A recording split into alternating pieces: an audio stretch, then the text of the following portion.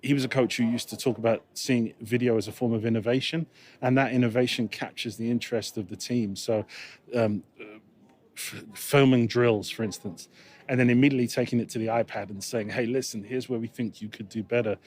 Instead of it being 2 days later or a week later, he was able to immediately be able to show his players, "I'd like to see you make this improvement right now." Then on the next play, be able to reinforce, "Hey, listen, great, you got it." That's a really dynamic way of making sure that player, it's an efficient way, actually, an efficient and dynamic way of making sure that player not only truly understands, but can see where they were going wrong, can make the adjustment.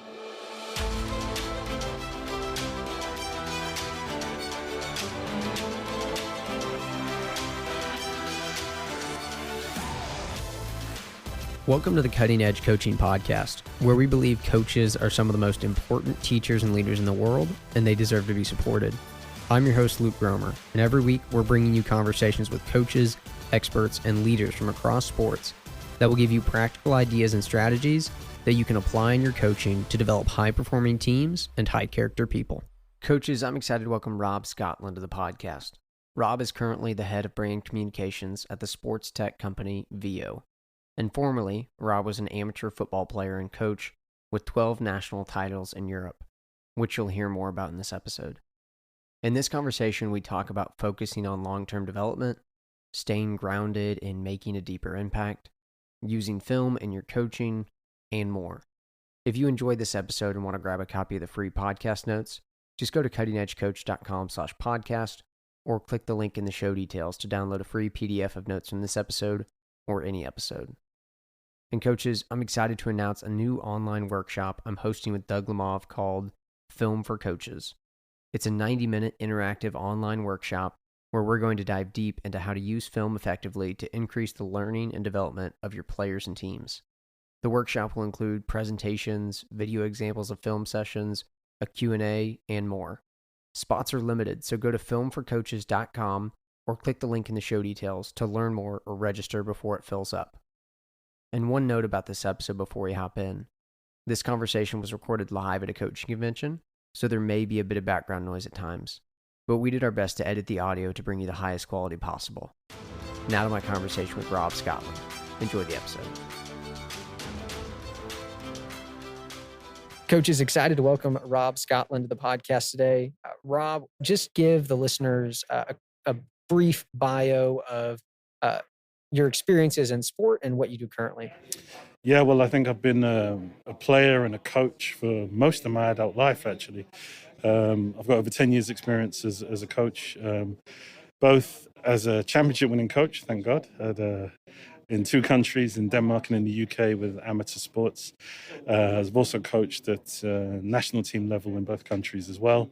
Been very, very lucky to mentor a number of people who've gone on to play professionally, both in the NFL and in the Premier League, which is super cool. So yeah, a little bit of coaching in American football and in football has been pretty useful. My day job, I'm head of brand marketing at Veo Technologies, the guys who make the sports camera and the AI technology that records sport. Yeah, life is quite fun right now in between the pandemic and everything. That's awesome. Well, Rob, let's start off and talk about a topic I know that you're passionate about, the long-term development of our athletes, and maybe where do you typically, in your experience, see coaches maybe get this wrong, and how can we do a better job of making sure that as the coach, as the leader of these young people or whatever stage you're coaching at, we are placing the focus and making sure that we're actually developing them for the long term? No, that's a really good question. I think one of the key things from my personal observation is just that as different sports have got more popular, and that includes kind of soccer, as well as kind of basketball, American football, all the other sports you can imagine. And twinned with that has come kind of more technology that's meant more flow of information or democratization of information. It's meant that some of the coaches have been a little bit short-termist in their kind of view. They've had a bit of a win now mentality at every age. I know that for a lot of people who are looking into kind of developing themselves as coaches, they invest quite heavily in their education and therefore want to show fairly quick results. But especially when dealing with young people, I think we have to be a little bit careful about that. I've had a number of athletes who when they were first evaluated at maybe 13 or 14, weren't necessarily elite in any way, but they've gone on to be the ones who've been professional and been really, really good, represented their country and things like that. And that's because just naturally the life cycle of any young person isn't linear, whether it's from a physiological or a mental maturity standpoint. So one of the things I really try and talk about a lot with all of my peers, and wanted to kind of get a message across today, is that we need to think a little bit more long term. And that's, we need to think long term, especially for male athletes and female athletes, because they're radically different from like I said, from a physiological kind of standpoint and a development standpoint. I completely understand the pressures. There are a lot of coaches, they want to win and they want to win now, but it'd be nice to see more coaches talking less about the score and more about the actual development. So how much have you been able to actually improve the performance of that player? I've had elite players where I can only improve their performance by 5%, where I've had kind of basic players who at the beginning of the season to the end of the season have actually improved 50%. So I think the more we can do that, the better from that point of view. Yeah, and I'd love to talk about this a little bit more. You talked about, obviously there are a lot of pressures on coaches, not only the pressure we put on ourselves, but pressure maybe from parents, from your club, from your organization, your administrator, whatever it may be. There's tons of pressures to win and to succeed. And I'd love just to hear a little bit more. Like you mentioned, sometimes we just talk too much about winning. That's where we put the focus. What are some of the other things that we do or that you see coaches do that, maybe overemphasize winning and take the focus away from this development and improvement that we're really going for? That's a good point. I think, there's a phrase that education is a little bit like, planting a seed and then watering that plant for kind of 20 years. Sport has a habit of being a little bit more kind of immediate than that from that point of view. But one of the things I think we've got to get away from is that if we can think in a long-term basis, so how will the participation in this sport affect that young person, hopefully giving them good self-esteem, good self-confidence. It's no surprise that out of the hundreds of players that I've kind of dealt with and I keep relationships with, they've all gone on to do fairly well in life. So sport plays a really fundamental role in helping people from a mental and physical kind of standpoint. When we look at it from that point of view, I think it takes on a whole different dimension. Now, I didn't understand that until after I'd finished coaching NFL caliber athletes, and I didn't realize, hang on a minute, it's not just the winning and losing, it's the strength and depth of those relationships is really amazing. And in some cases, I know it's helped my life, and I think it sets up other people for the rest of their lives as well.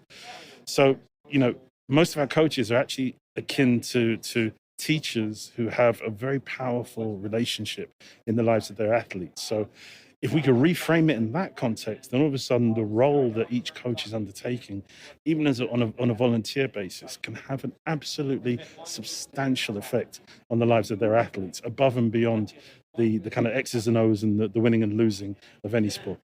Yeah, I love that you said that and brought that up. That's one of the things that I'm just so passionate about. The reality of it is, just because you have the title of coach and you have the whistle around your neck, you have just a massive platform and influence on young people's lives because they want to be there. And I'm also a classroom teacher. There's a lot of kids in my classroom that don't want to be there. They don't like English. They don't like reading. Like they're out on it, right? But when I'm on the basketball court, like they all want to be there, right? And that's what you're talking about there, is just because of that, you've got this massive platform and opportunity to impact them, not only in that moment, but then hopefully for the rest of their lives. And I'd love to talk a little bit about kind of the difficult balance as coaches.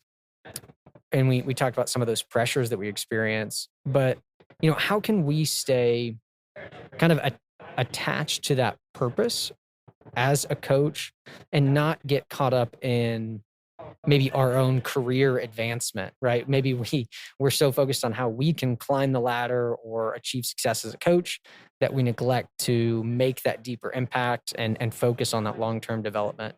How do we avoid that?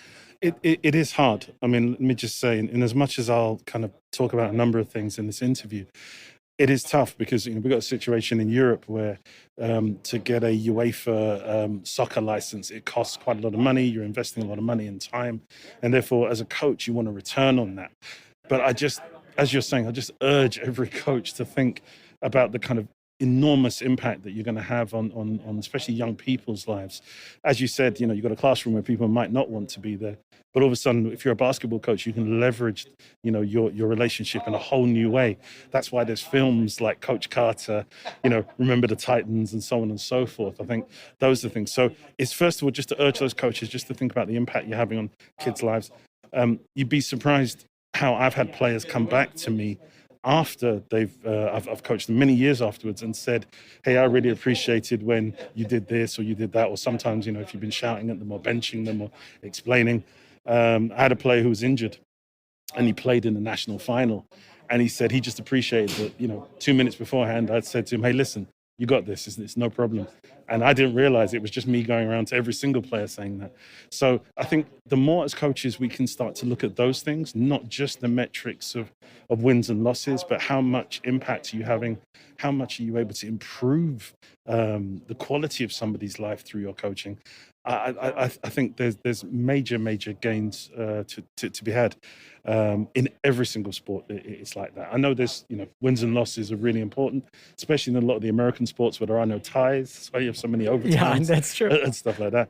But I think one of the key metrics that you can look at is kind of setting out that stall at the beginning of the season of saying, how did people feel before we started and how did people feel at the end? And that's a completely different type of metric to look at than a mathematical win-loss kind of situation. And that's good for the pros. And that's the thing, is that the professional game, I've got players who are in the NFL right now. I've got players who've had experience in high levels of football and basketball. The professional side is not the same as the amateur side. They're paid in order to kind of do that. So that's almost an acceptance. But whenever I speak to any professional players that I know, they always say, without fail, their most enjoyable experiences were high school and early college, without fail. And there's a reason for that. And that's part of what I think coaches are able to give that kind of parent-like relationship that you have for the rest of your life. There's a reason why when you meet another coach, you call them coach. There's something that comes with that's from a higher level that we need to kind of keep in mind, I think. Yeah, there's two things that jumped out to me in what you just said. The first is that little example, the story of, do we just never know the power of our words? I actually, a few years ago when I was just reflecting on some of my playing experience, I just had this vivid flashback to this moment in one of my high school basketball practices where we were running sprints and I was not fast. And it was my freshman year. We're running sprints, had been running them for a little while, and the head coach of the varsity team just said out loud, he said my name, and he said, I know you're not finishing first in any of these sprints, but I noticed that you don't stop running.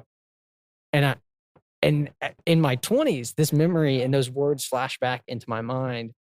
And I think it's just another example of like, man, we just never know the impact of the words that we're going to speak to young people. The people we're teaching and leading are on the good and on the bad side too. Like, man, careless words can really damage for a long time too, with the athletes that we're charged with. And so I think it's just so important for us to be intentional about the words that we use, and recognize that because we have this platform, our words carry a lot of weight in these young people's lives. 100%. And it's important for us to avoid things like sarcasm that could be misinterpreted or things that would send messages that we don't want to send. A really good example of this is an American football example, but we won a national title about 10 years ago. And we had a linebacker who's our smallest linebacker who didn't get much game time, but he knew all the plays. He was cognitively just a genius. We had two of our starters go down injured. This guy came in and in a 10-second period had 10 seconds that I would give my entire career to have the 10 seconds he had. He had a game-changing interception. So literally the score was tied. He did a crazy pick. Then he made a special teams tackle that was a fumble that got returned for a touchdown. Now, this is what we're talking about, is that there was been zero expectation of this guy to ever see the field. He knew that as well. But exactly what you're talking about. I think the fact that we were looking to evaluate people via the quality of their character, the fact that this guy turned up to practice every time, knew all the plays, was able to correct somebody else. Sometimes there's a little bit more to it than we think. Not to kind of sell Veo, but one of the things I've noticed since working with Veo is the use of video is really, really important from that point of view, because then in any sport, the backside defense guy, I see more coaches are aware now that we can say, hey, brilliant up front, but backside, hey, that was perfect. That's exactly what we needed. And again, we've got the case studies out there to look at. You look at guys like Steve Kerr, who played with Jordan and go on to be like amazing coaches and those types of things. I think now, with more information that we have, we can be a lot more diverse and a lot more dynamic as coaches from that point of view. So, yeah, I just urge everybody, whatever pressure you're facing, try and get that kind of alignment with your fellow kind of peers, or kind of the administrators and people above, even the parents as well, just to have people understand there's more to it than just winning. Yes, we want to win. Yes, we want to be competitive 100%. But if we can have good young people, then that would be amazing. There's a statistic that's really upsetting, which is just that suicide is actually one of the biggest killer of men in Europe, for instance. So it's more than murder and any other things. And that comes down to mental health. So again, if you can take on the role as a coach of saying, part of what I'm here to do, yes, I'm going to be tough on somebody. Yes, I'm going to bench them. Yes, we're going to do, suicides and all this kind of suicide runs, suicide running and all that kind of thing. But at the end of it, what we're actually trying to do is make sure we have people with good character who look out into the world. And that's what I'm really proud of as a coach. I've got, like I said, over 10 years experience in 2 sports, in 2 countries. And I'm immensely proud that my players are now coaches.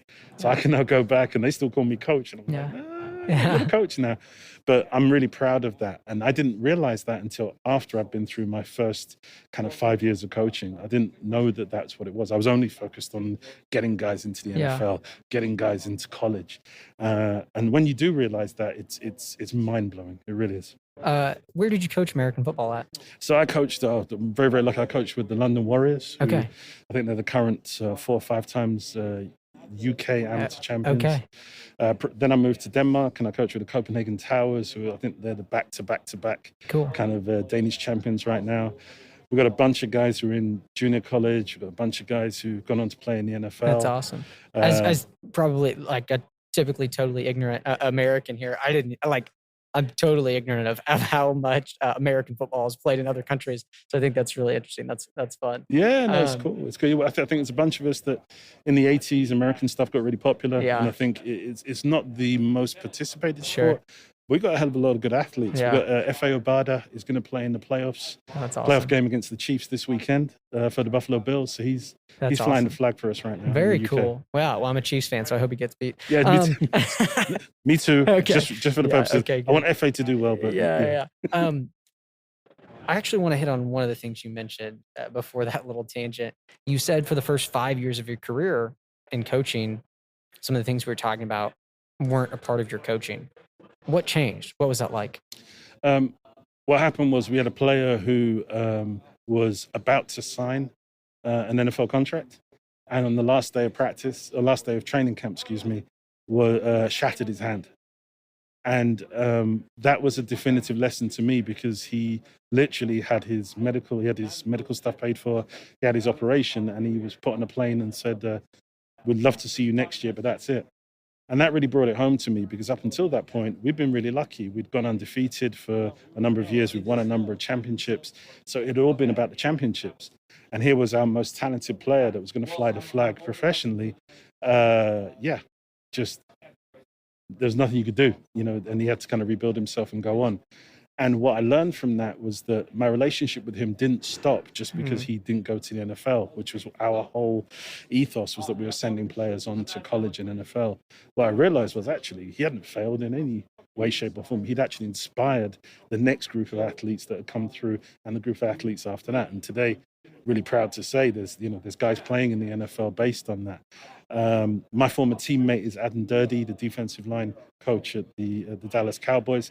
It's the same thing. Aden is inspiring so many people with what he's doing. And it goes way beyond the sport. It goes way beyond, wins and losses. It shows that you can achieve something through hard work, dedication. prayer, luck a lot of the time as well. So again, it's the same themes we're talking about. Just where possible, take a step back, reevaluate the total effect that you have as a coach on these players. They can annoy you. They can be absolutely infuriating at times. I've had one player who I'm not going to name him because that would be really embarrassing for him. But we won the national championship. He was a rookie. He was an outstanding natural athlete. I had to go and pick that guy up from his girlfriend's house for every single practice for an entire season. Only when we won the championship to have that guy crying on my shoulders on national TV, like, "Coach, we just won, coach." I'm like, "Yeah, no wonder." I'm glad I picked you up for practice. Yeah, you need to pay my petrol money. I had to pick you up. But it took a while for those things to seep in, because a lot of our sports are not set up that way. A lot of our sports are more set up to say, we lost that game, we won it. But you're seeing it a lot more, like I said, with information and more technology. We're beginning to understand that sometimes you don't win straight away. And sometimes a win might be that we got better for that 5 minutes. Now we're going to make it to 6 minutes, 7 minutes instead of an entire game. We tend to eulogize a lot of the kind of iconic teams, but they all had these issues as well. It takes a lot of strength of character, and that's what being a coach is really about, from my point of view. Yeah, that's really good. I want to hit on one more topic before we dive into some more on video, because I'm really interested to hear some of your thoughts and perspectives about how coaches can use video. But before we do that, talk a little bit about your thoughts on the importance of diversifying some of our coaching and teaching strategies, especially within kind of the monotony of a season that coaches experience. Yeah, and this is hard. Again, this was something which I didn't realize until I actually sat down with some really experienced coaches. And I was just like, "Guys, how do you do this?" Because it's like you hit the middle of the season and you run out of drills. You're like, these guys, they know my warm-up drill. They know what I'm going to teach here and there. And what I learned was, and I've got to give all credit due to Coach Dennis Danielson. I will shout him out, because it took 6 hours of him talking to me, Mexican food and a whole bunch of whiteboard access. But what he showed was that what you can actually do is add a lot of variation to your drills, for instance. So if you have a warm-up drill, you fundamentally want the team to achieve 2 or 3 things. You want them to prevent injury. You want them to be dynamic enough to where they're starting to switch on physically as well as mentally. Well, you may have one drill, but you may create 5 variations of that drill. Now, all of a sudden, when the guys turn up to practice, they're not sure which one it's going to be, and they're probably not going to pick up on which one it is. So I try to do that as a coach. I try to add as much variation as possible. Also did things like, I did it with my son the other day. I took a sound box, a speaker. We played music during practice.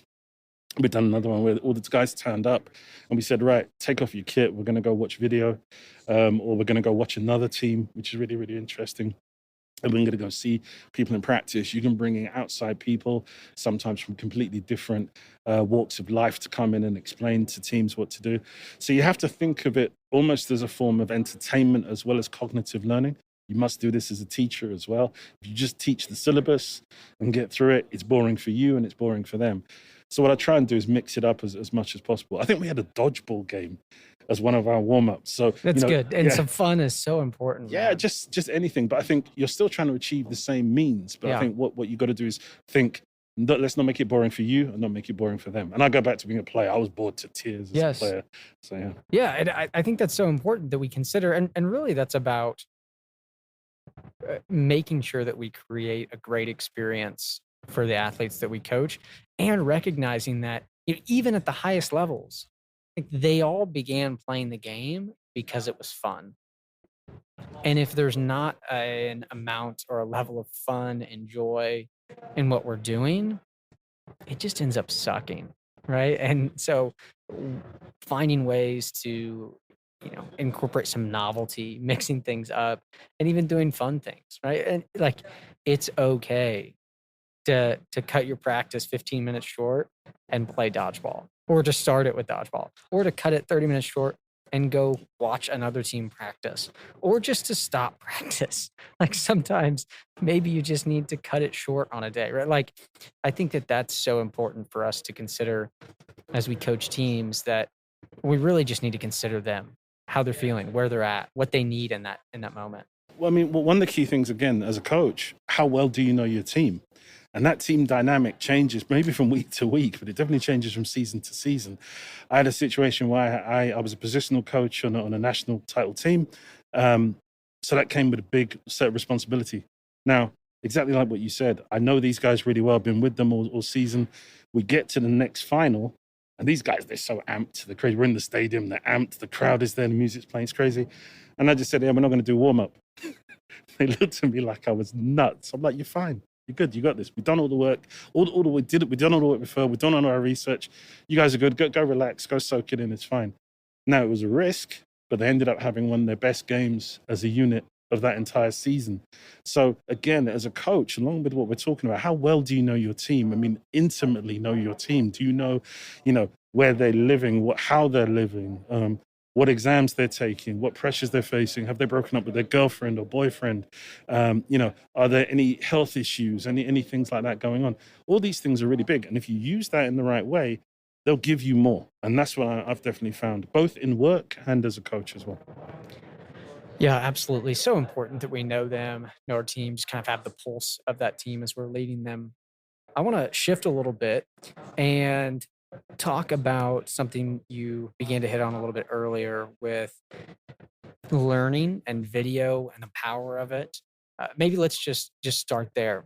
How can coaches better use video to teach, and obviously the end goal of helping their athletes learn and perform better?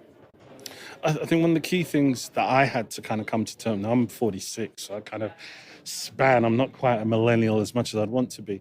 But one of the key things is I think a lot of coaches will have to admit video isn't cheating. I think using video for training. So I was able to work with a couple of coaches, Russ Hewitt, who's currently with the NFL in Europe. He was a coach who used to talk about seeing video as a form of innovation, and that innovation captures the interest of the team. So filming drills, for instance, and then immediately taking it to the iPad and saying, hey, listen, here's where we think you could do better. Instead of it being 2 days later or a week later, he was able to immediately be able to show his players, I'd like to see you make this improvement right now. Then on the next play, be able to reinforce, hey, listen, great, you got it. That's a really dynamic way of making sure that player, it's an efficient way, actually, an efficient and dynamic way of making sure that player not only truly understands, but can see where they were going wrong, can make the adjustment. Now, especially in games like soccer, basketball, American football, sometimes it's not the person on the ball that's important. You may want to keep your spacing correct in basketball. You may want to have a backside pass protection in American football. You may want to make sure as you score a goal that your defense is good in soccer. So all of these things you can reinforce much better through video than you could do just through the naked eye alone. Now, it's an aid and it's a tool, but it's a really good way of getting that across. What we can't forget with the actual players themselves is, remember now these kids are spending so much time with technology that they're used to looking at screens. They're used to evaluating not just themselves, but other people through screens. So it's just another tool that can hopefully be used in a dynamic way, in an efficient way, to be able to get your point across. And when it's done well, I think it works really, really well. For most people, as a cognitive learning tool, I think it's fantastic. Yeah, that's really good. One thing I want to highlight in what you just said is the power of using video to coach away from the ball. Because the reality is, for us as coaches, often we don't see what's happening away from the ball. We get caught ball watching. We're just focused on what's happening there. And especially our athletes, they are often not perceiving what they need to be perceiving away from the ball. And that can really hurt their performance. And so it's really powerful to be able to look at video together and say, okay, Rob, what do you notice about where you are here? Next time, what's a better spot for you to be to prevent this or to make this play, right? And to really provide opportunities, which essentially what we're doing is we're building their perception with video so that when this thing happens in the game, they've already seen it and they have a better chance of actually then executing the action or skill needed paired with that perception. I think that's so important. I mean, I've got a 12-year-old kid. The amount of times I've said to him, I think you could have been about 3 meters up here. No, I was fine. I really think you could have been. No, it's fine. Okay, now when we have video, I'm able to go to him, see what I mean, and go, oh, yeah, okay. Then he finally grumbles and admits it. So exactly what you're saying is key. We had a player who, again, player was playing on the backside of our defense in an American football game.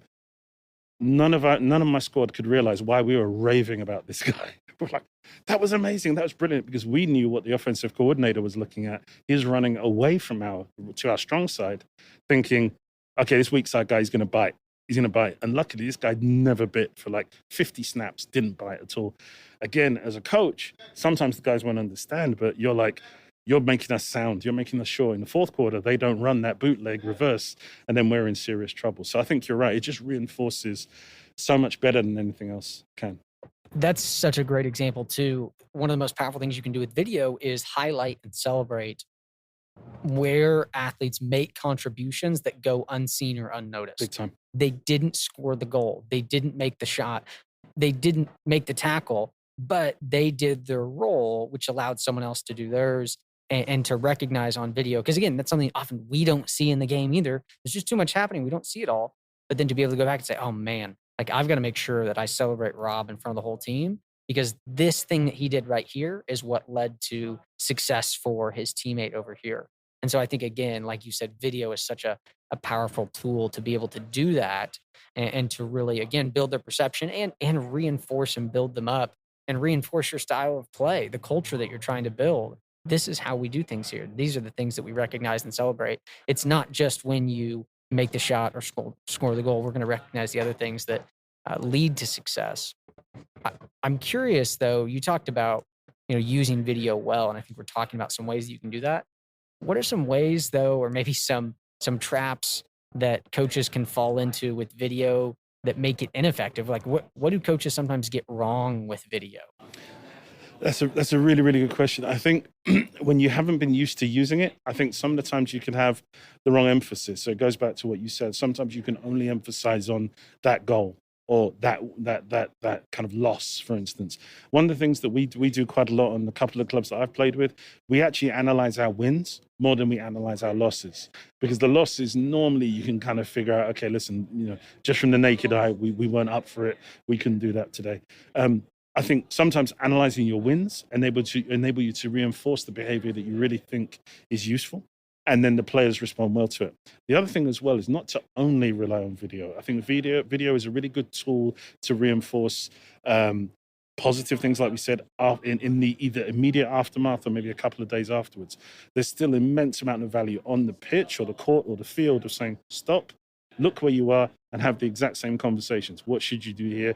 Because you can't, things you can't do with video, you can't like mimic from that particular viewpoint of the player how they would have seen it. Exactly. Yeah, that is a good point. You can't you're watching it, but you're not actually recreating being in the moment. And with video, it's, unless you have some really nice technology on field with you, it's delayed. Yes. And so that is important. Like, we've still got to be doing those things on the field. Yeah. Any other things that jump out to you, like, man, this is a common pitfall or error with how coaches use video? I think sometimes with video, what happens is that you can be caught by the flashier guys, the guys who are kind of moving a lot, running a lot, using their arms a lot, waving their arms a lot. And sometimes I think you've got to take into account the players who hopefully are being a little bit more cerebral, who maybe they're positioning, thinking about the positioning, how they're maybe being economical with their movement. And again, that goes back to understanding your team. If you got somebody who maybe is a difference maker, but maybe, could appear lazy, then, you're going to look at your film slightly differently versus others. This, again, is where you've really got to know your team and know your players really, really well from that point of view. But to be honest, there's not that much. If you're using film as a tool to help you reinforce your message in an efficient and dynamic way, just over time, I think you're going to develop your own way of looking at film and your own way of learning what do you want to reinforce or not. For sure. For me, I take the wins and then we take it from there. I'm like, oh, this was good. More of that, please. Yeah, I think that's a good point. The one thing I would add there that I think it's important for coaches to consider with video is one of the curses of being a coach is that on the scale from novice to expert, we're much closer to expert than most of our players, depending on your level. Maybe if you're the professional level, it's not the case. But for the most part, you're more of an expert than your athletes. And so when we watch video or just when we watch practice, we're often seeing way more than our athletes are seeing. And so when we go into a film session, I think one place that coaches can get it wrong is we play a film clip and we just talk about everything we see. And we're correcting 10, 15, 20 things. We maybe highlight some good things, but we're talking about everything. And from a cognitive science, a brain standpoint, it's just overloading working memory. And if you go into a film session without a clear focus and you're just going to use a shotgun and talk about everything that you see, it's going to be largely ineffective. Because like we talked about earlier, the goal of film should be building perception, what they're seeing. And so we've got to make sure that as the coach, we've prepared with film so that we know what are the specific things we want to build their perception on. And I would say this too, show the clip multiple times. Agreed. So one of the things that I recently did with the basketball team that I coach is we did a quick film session just right on our court before practice. It was about 5 to 7 minutes, maybe closer to 7. I told a quick story at the end of it. But we did this film session and it was evaluating our shot selection. So the quality of the shots we decided to take in a couple of our basketball games. And we kind of have a rating scale that we use that's more objective. So we try to be objective with how we rate the shot based on when they release it, not based on if it goes in or not. And so we did this film session and I had 5 clips, but I showed each clip 3 times. And so the first time they watched it, we just watched the entire clip. The second time we watched it, there was a strategic pause point right at the point where I wanted to build a perception. Pause. And then I asked someone a question. I called on someone randomly. How would you rate this shot? And then the third time, I paused it at that same point and I had actually drawn on it the things I wanted to direct their attention to. Okay, here's why I would rate it this, because I'm seeing this and this, right? And then did that with all of the other 4 clips. And it was short, 5-7 minutes, but it really focused on one thing and really all about building their perception on a quality shot. The reason why what you've just said is so powerful is because, and I can admit this, we used to do the complete opposite and it didn't work. We used to give our players the entire game and we thought we were clever. We'd splice in little bits of cartoons. So I'd be saying to a player who may be 14 years old, did you watch the entire? Yeah, coach, I watched it. Okay, well, no, you didn't, because we put like Captain Caveman, and we thought we were being smart. There was nothing of what you were just talking about, and this is maybe 10 years ago. Nothing of what you were talking about was in there, and that again goes to show how important the attitude and the methodology around what you're trying to teach is really important. We were light years away from what you did. Today, we do exactly what you were talking about. We do exactly the three-stage model, and the result, much more efficient, much more dynamic, and players who are playing at probably a much higher level than kind of, what I would have been doing 10 years ago, trying to find cartoon clips to put into entire game footage. It's nonsensical. Yeah, you didn't watch that cartoon. I know you didn't watch it. Yeah, exactly. That's really funny. Yeah, I think it's so important that we get focused with our film and make sure that it's relevant, because they don't need to watch everything. They really don't. And it's better to be focused with a little bit of time than unfocused with a bunch of time. For us as coaches and for them as athletes, I think that's really important that we do that with our film. I want to talk about one more topic with you, just the importance of, and maybe again we can talk about how video can play into this, or maybe some other things here. How do we get to a place where we have helped our athletes gain some autonomy or really become problem solvers, right? How do we have a team of, if we're in soccer, how do we have 11 coaches on the field, 11 problem solvers that don't look to us or rely on us to solve the problems of their game? No, it's a really good point, and I will have to talk about my day job here from that point of view, but what we've been trying to do at Veo, the way we've built the entire platform, it's more than just the camera, is exactly that. So we're starting to build into the technology. It's not just having a really good AI recording of the game, but it's about having the different layers where we have the coaching layer where the coach can go in and then you can track each player, track their movement. But what you're talking about is the next layer, which is the player layer, of where you can actually, as a coach now, you can actually clip different highlights or say, here's some areas I want you to focus on. And then the player themselves can leave notes. So exactly what you're talking about is where technology and the different services, and we're not alone with this, but it's just, that's my day job. What's really interesting is we're doing that consciously to say, okay, the players actually need quite a large voice as well. Again, because technology is a great way of being able to almost insert the player's voice or the player's point of view, so that the coaching dynamic again becomes really, really important. So it's okay, what do you see versus what do we see? And we see it, we learn that from a lot of different sports actually, where you see a lot of coach and player interplay. If we can use that with technology, again, that player on the field feels a little bit more self or empowered from that point of view, and you're having a much higher level of conversation and problem solving on the field. I think it's Ajax in Holland. They often, you'll see the coach actually won't say anything much during the game because all the work has been done beforehand. So the players are encouraged to solve whatever problem they see, an opposition formation, different sets of opposition tactics. What it's led to now, so talking to one of their coaches about 3-4 weeks ago, he said it's come to a situation where they don't play one formation, they play multiple formations, and they play formations to go against the team that they're playing against. But the players decide that, and that's all come from what you're talking about, the use of film as an educational reinforcement of whatever you're trying to achieve. That's really good and interesting, and just good to know that like this is what people at the highest levels are doing too, right? That these things work and they're important. Well, Rob, before we get you out of here, I've got 3 quick rapid fire questions for you. I'd love to know the first thing that comes to your mind. The first one is this: the most fun part of coaching is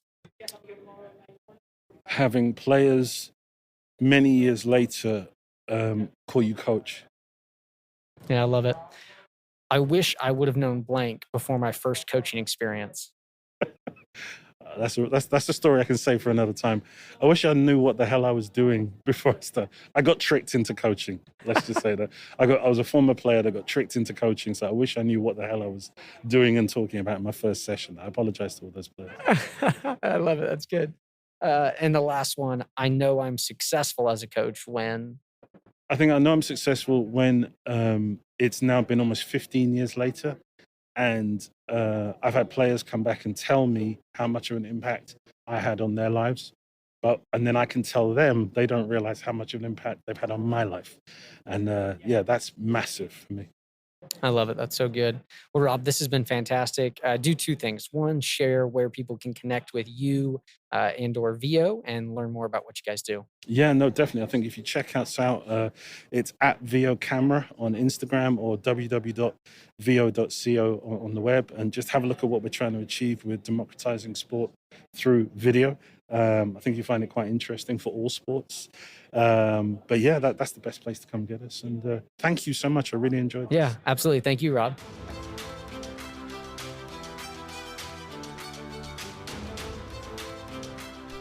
Coaches, thanks for listening to this episode, and thanks to Rob for joining me. As always, if you enjoyed this episode and you want to grab a copy of the free podcast notes, go to cuttingedgecoach.com/podcast or click the link in the show details to download a detailed PDF of notes from this episode or any episode of the podcast. And don't forget to check out filmforcoaches.com to learn more or register for the upcoming online workshop I'm hosting with Doug Lemov. We're going to help you take your use of film to the next level. Spots are limited, so grab yours today. That's filmforcoaches.com. Thanks for listening to the podcast.